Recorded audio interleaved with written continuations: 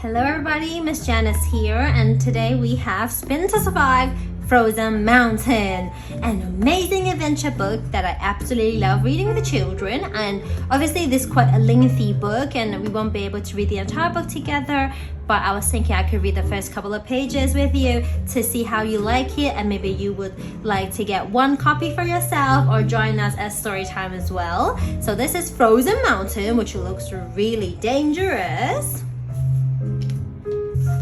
About your adventure. Welcome, brave soul. You're about to embark on a dangerous adventure across a wild, rugged landscape. You must decide which route to take, which hazards to face. The survival spinner enclosed will help determine your fate. On every page, you have a decision to make. In places, you must choose which circle to put your survival spinner in and spin to discover where your adventure will take you next. In the mountains, one bad decision could lead to a lot of disasters. Have you got the luck, knowledge, and skill it will take to survive? Let's see. Dear Frankie, I'm so glad you've agreed to join me on this trip to photograph wolves in the Alps. Over the years, my job as a wildlife photographer has taken me on many adventures, from trekking through the Sahara Desert to camping out in the Amazon jungle.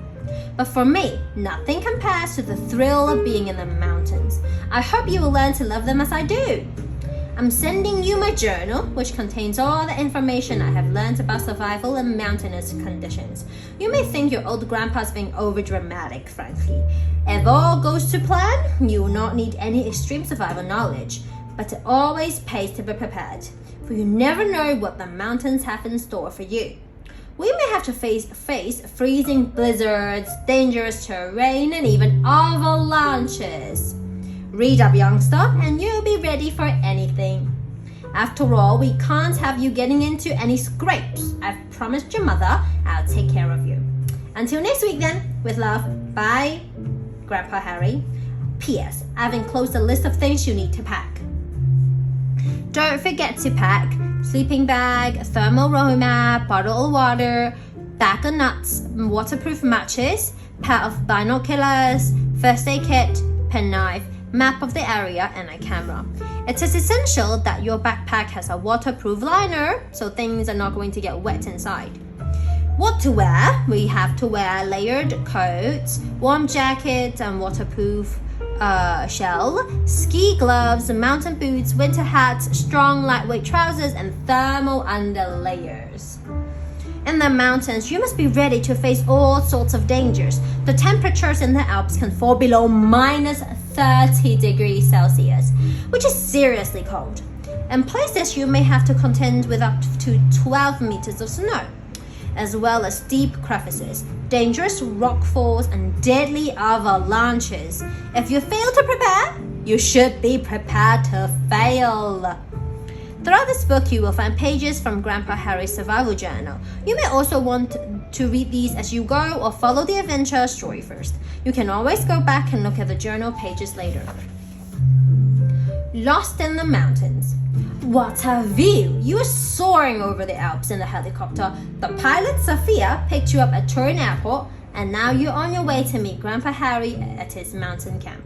Over the roll of rotor blades, you tell Sophia the plans for your trip. Bang! The helicopter shudders. You glance out a window and see clouds of smoke billowing behind you. Mayday, mayday, mayday, repeats Sophia into the radio. Her hand tightens around the control stick. The engine's blown. I've lost power. I'm going to try and bring her down, but I'm not sure we'll make it. She gestures towards the rear of the chopper. Quick, grab a parachute. You need to jump. You scramble into the back, pick up a chute, and with trembling hands, start strapping yourself in.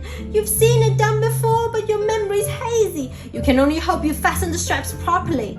Now, says Sophia, it's time. The door opens and you're confronted with a dizzying sight. You grab your backpack, reach for the parachute cord, and jump. You land heavily, but in one piece. For a few seconds, your heart soars. You survived the jump. But then you look around. You're surrounded by snowy peaks, reaching as far as the eye can see. You are stranded, lost and alone on a frozen mountain. Taking some deep breaths, you try not to panic. You know Grandpa Harry would tell you to stay calm. You weigh up your options. In many similar situations, the advice would be to stay put and wait for rescue. But you won't survive out here in the cold for long. Perhaps you should head uphill in the direction the helicopter went down. You heard Sophia send an emergency radio message, so maybe rescuers will be sent out to look for the crash site. Plus, Sophia may be injured and might need your help. Or maybe you should head down into the valley to try and reach a mountain village. You can see a stream that might lead towards civilization, and somehow it feels sensible to travel downhill rather than uphill in this rugged landscape. Suddenly, you remember you have a map from your grandpa in your backpack. Perhaps the smart choice would be to use the map to find his mountain camp. It can't be far away after all. Time for your first decision. Would you head uphill to find the helicopter? Would you look for Grandpa Harry's camp? Or would you go downstream towards the village? I'm not sure what you guys were gonna pick, so I think I'm gonna go eeny, meeny, miny, moe. Eeny, meeny, miny, moe, catch a tiger by its toe. If it hollers, let it go. Eeny, meeny, miny, moe. So head uphill to find the helicopter, and then we'll go to page 8, which is the next page. Blizzard. You decide to head up into the mountains towards the site of the crash. Using your binoculars, you spy a plume of smoke in the distance. And where is that? No, it doesn't show here, does it? Which must be coming from the helicopter. You have no idea how far away it is, but at least you know which direction to aim for. As you make your way along a mountain ridge, the sun is behind you. You look at your watch. It's close to midday, so this means that you must be heading roughly north. You've been walking for an hour or so when the wind picks up. Clouds begin to gather above you and flakes of snow start to fall. At least you've got your warm jacket, you think, but the weather is getting worse. Soon, the snow is swirling around you and you feel as if the piercing wind could drive you off the mountain. Your fingers are numb, you can't feel your fingers anymore. And it's hard to see more than a meter or two in front of you. Should you stop to make a snow shelter, or should you head down to lower ground where the weather might be better? Time to decide. Place your survival spinner in one of these circles, depending on your choice. Would you make a shelter, or would you head to lower ground? For me, I think I would head to lower ground. I think if there's a blizzard here and the wind is so strong, maybe it's not a good idea to stay here, because even if you make a shelter, like a tent or something, maybe it will blow it away, right? I mean, there's no right or wrong, it's just your decision, and I think I'm gonna head to lower ground. Time to spin! Oh, blue. The wind and snow ease up as you head downhill. But just as you start to relax, you lose your footing and slide some distance down the mountain. You dust yourself off and notice a fold-up shovel sticking out of the snowdrift. You add it to your backpack. Go to page 8T. Between a rock and a hard place. Alright, we've done our first decision, a couple of decisions.